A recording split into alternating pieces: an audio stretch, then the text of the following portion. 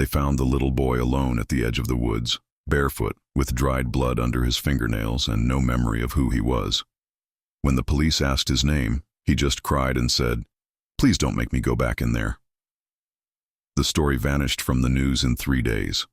But 22 years later, that boy, now a man, got a letter in the mail. No return address, just 6 words, written in a child's shaky handwriting. "You left me there to die." The letter arrived on a Tuesday. Ethan Palmer had just come home from work. Graphic designer, 34, living in a modest bungalow outside Asheville, North Carolina. His life was uneventful by design. No family visits, no social media, no clutter. He liked it that way. Quiet, predictable, safe. The envelope was pale blue, like stationery from a child's desk. No postmark, no sender, just his name, Ethan Palmer, in shaky, looping handwriting that looked almost scared. Inside was a single slip of paper, lined like it had been torn from a notebook. 6 words. "You left me there to die." Ethan stared at it, heart pounding. He tried to laugh, but his chest was tight. Some stupid prank, a wrong address? But the name was right, and something about those letters, they struck something deep, primal. He didn't sleep that night. Every time he closed his eyes, flashes came. A hand in the dark, screaming, dirt, cold, a tree with something carved into it. The next morning he called out sick. He sat at his kitchen table, staring at the letter again. He didn't know why he hadn't thrown it away. Maybe because part of him knew it wasn't a prank, knew that someone, somewhere, remembered something he didn't. He typed his name into Google. Nothing.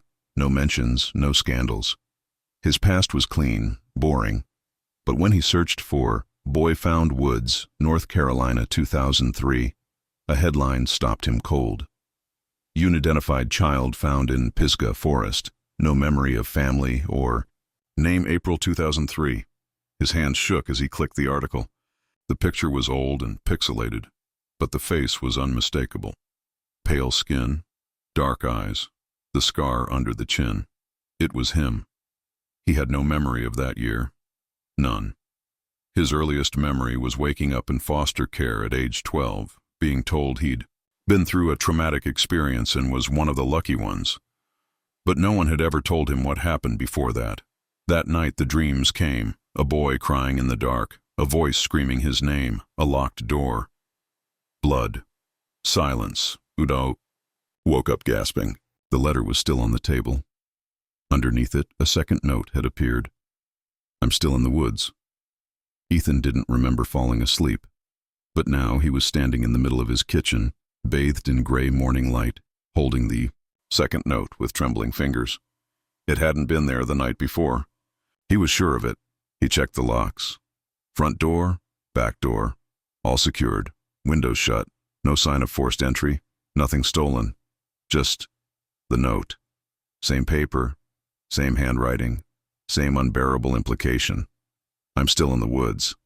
It felt like a voice inside his head, echoing in a pitch only memory could recognize. He tried to be rational. Maybe someone was messing with him. Maybe a friend or a stalker knew about the old article. But he didn't have friends, barely spoke to anyone outside work. He'd built his life that way on purpose. He opened a new browser tab and searched Pisgah Forest trail maps. The area was massive.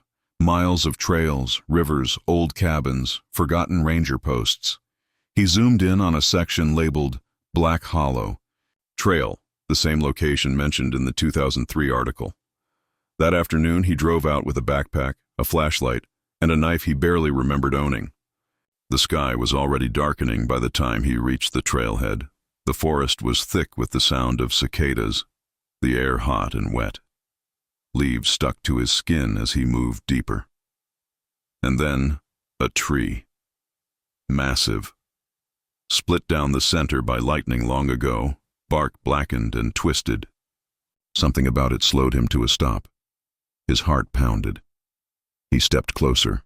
Carved into the bark, in crude capital letters, EP+. His initials. He ran his fingers over the letters. They looked old, weathered. but they were his. Suddenly, he heard something, a branch snapping. He spun around, flashlight scanning the trees. Nothing. Silence. Then, another sound, a soft, wet cough. He turned again. Behind the tree, half buried in dirt and moss, was a rusted metal hatch. It looked like part of an old storm shelter, or a root cellar. He knelt, yanked at the ring handle. It groaned open with a shudder. A ladder descended into pitch black. The smell hit him like a wave, mold, rust, and something underneath it, something human. His legs trembled. He started to climb down. The darkness swallowed him. At the bottom he found himself in a narrow concrete room.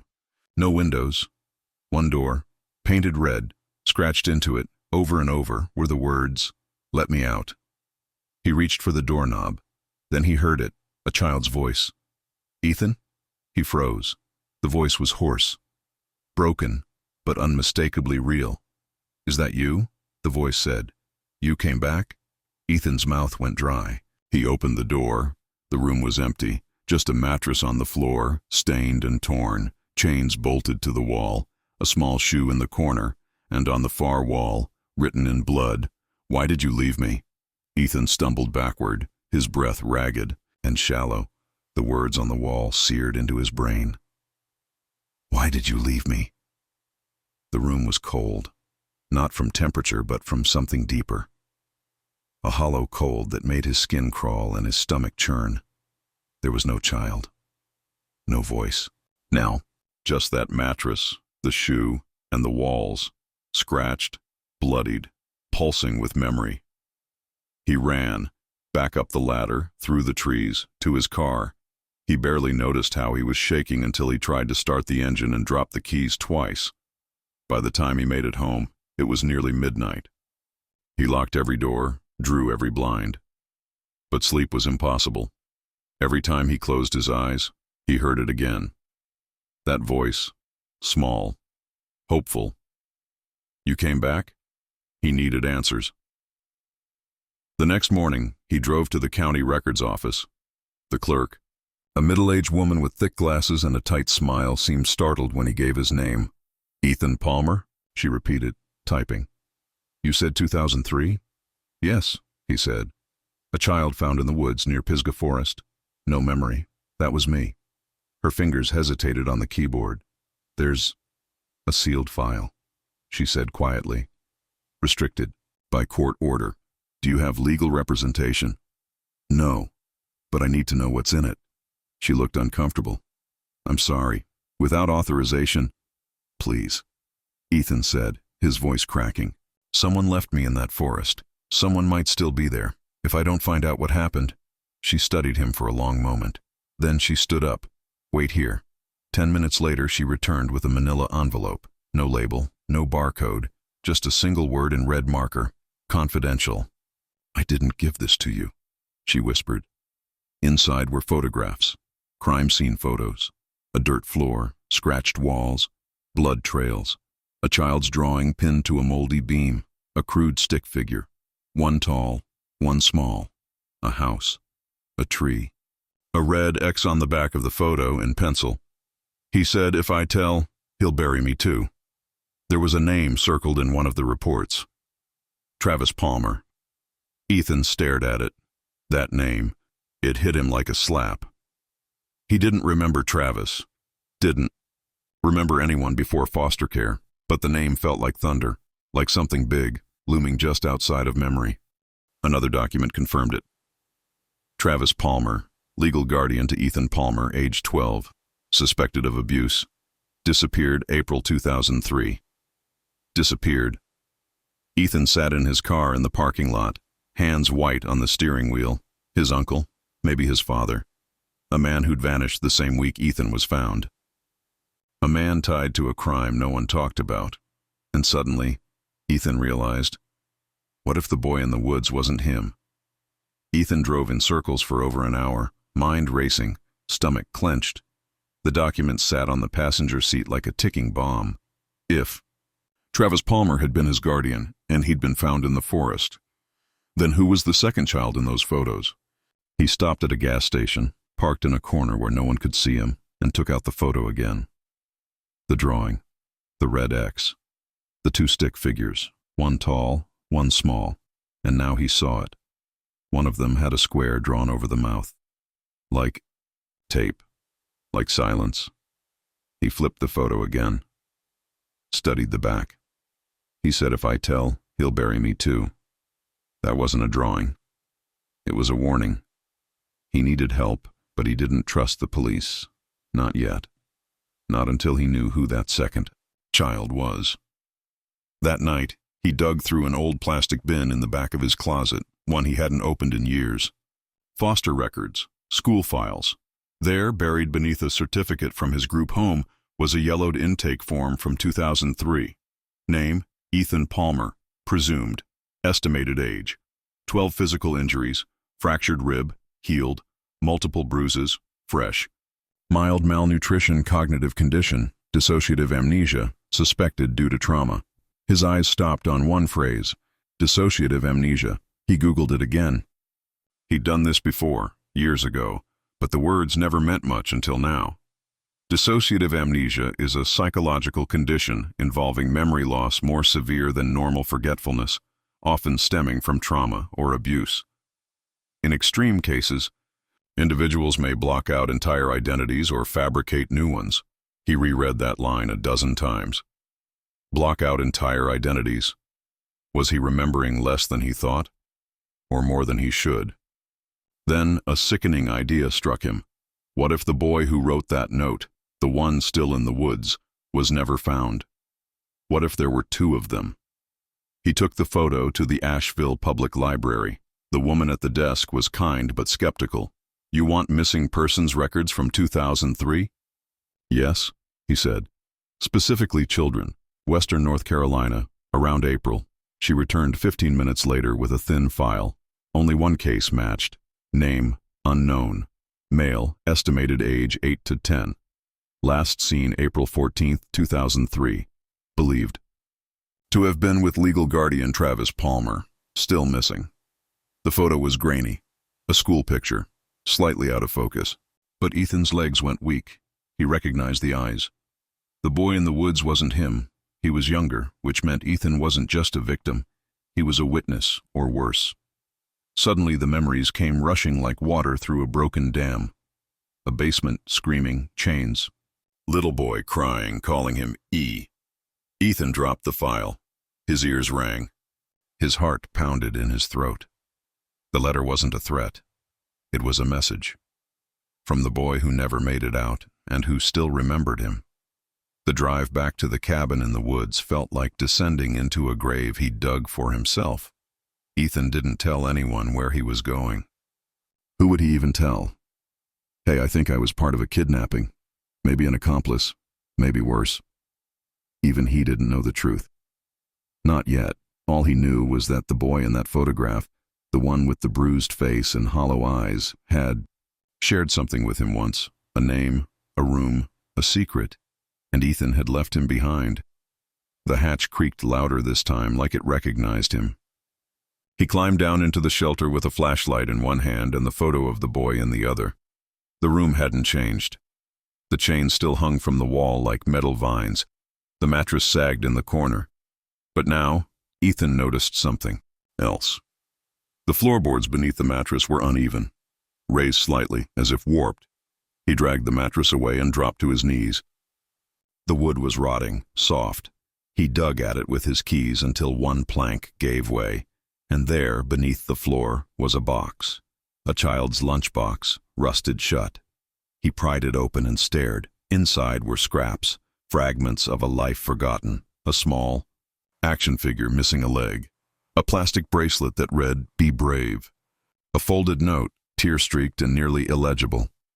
Ethan said he'll come back for me. He promised. He dropped the box.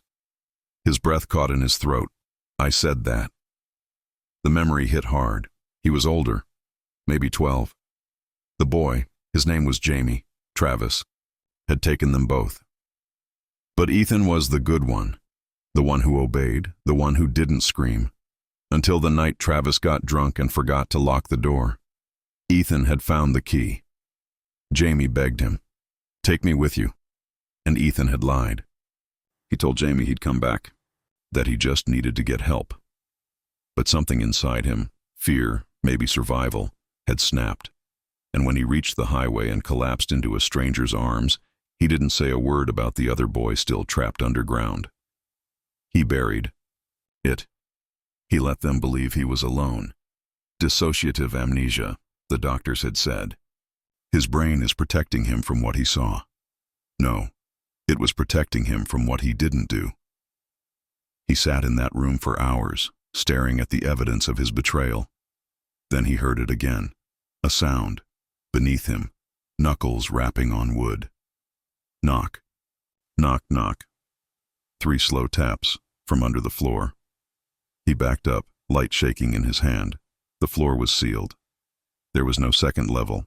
Then, a whisper, so faint he wasn't sure it was real. You never came back. Ethan didn't remember standing up, but now he was pressed against the wall, flashlight beam jerking across the dark, unfinished room like a blade of light slicing through memory. The whisper lingered in the air like fog. You never came back. He stared at the floor, at the rotted plank he'd lifted. The lunchbox still lay open, spilling out Jamie's broken childhood like a time capsule from hell. But now he saw something else. Just beside it, nestled under the next plank, a seam, a line where the boards didn't quite meet. He dropped to his knees, adrenaline drowning out the fear, and dug with his bare hands. Pulled up another board, then another. Below the floor wasn't just dirt. There was a crawl space, maybe 2 feet high, maybe less, just wide enough for a child to hide in, or die in. He slid the flashlight inside.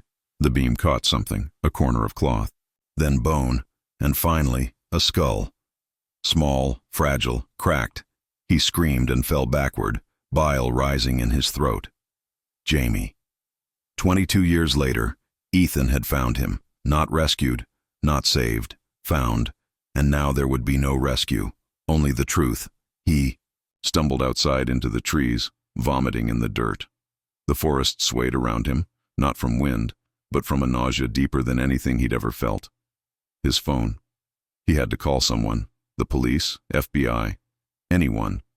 He pulled it out and stared at the screen, fingers hovering. But what would he say? I was part of this. I left him. I ran. He heard something behind him, a footstep. He turned, heart slamming, and saw a figure standing by the edge of the clearing.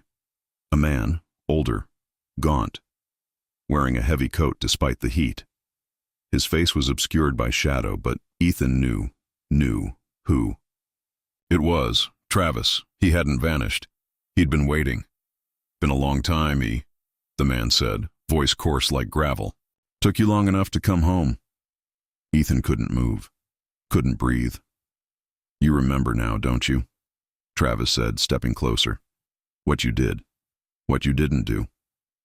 Ethan tried to speak, but the words tangled in his throat. I should have buried you both, Travis growled. But you ran, and they never found me. You know why? He leaned in. Because I made you the good one. Ethan's knees buckled. The memories crashed like a tidal wave. Jamie screaming. Travis dragging him by the hair. Ethan hiding under the stairs, too scared to make a sound. You think they'll believe your story? Travis said softly. You think they'll see a victim? He pulled something from his coat. A revolver. Old. Dirty. Still loaded. You walked away once, Ethan. Let's see if you can do it again. Ethan's hand moved slowly toward the flashlight. At his feet. Travis raised the gun, but before he could fire, a sound. From the crawl space, 3 knocks. Then, a child's voice whispering in the dark. He's not alone anymore. The clearing froze.